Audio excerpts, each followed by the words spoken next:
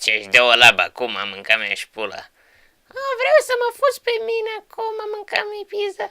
Nu, copii, la școală nu aveți voie să vă futeți, numai în timpul liber. Înțelegeți? Am un chef de o pulă. Doamnă profesoară, eu într-o zi am supula pe bari. Yeah! Pe mine nu vrea să mă vută nimeni nici dacă le dau $100.000, înțelegi tu ce vreau să zic, copile? Pentru asta o să-mi nici pizda după ore.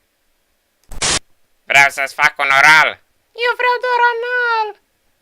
Pleacă, fă dracu, că ești murdară la pizdă și la cur de căcat. Ia zi, te excită? Nu așa se excită o pizdă, boule.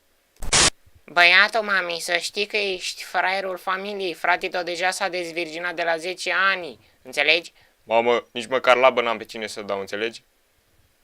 Vrei bă carne de berberiță, mâncați și pula ta. Scui, bă, mă, carne de berberiță. Doar domnul profesor, o notă de la un țigan.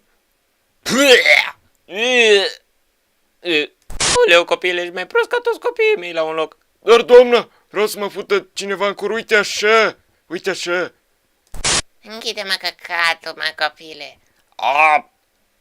Hei, nu e chiar așa rău. Mai vreau. Dă-mi căcat. Îți mai dau o căcat dacă îmi baci pula în gură. Să trecem la treabă, ha? Hai, ți mică-i pula, credeam că e mai mare. Toți Dumnezeu, mă, de copil, mă faci de râs. Hai taci, fă, dă-te, dracu.